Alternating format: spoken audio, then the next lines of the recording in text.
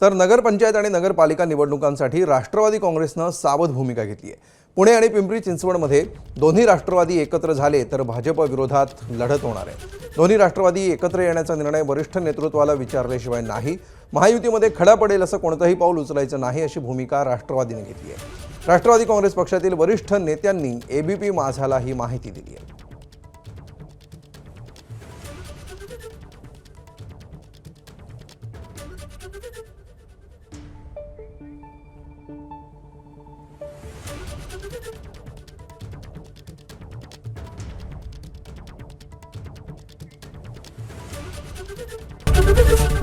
ABP माझा, उघडा डोळे बघा नीट।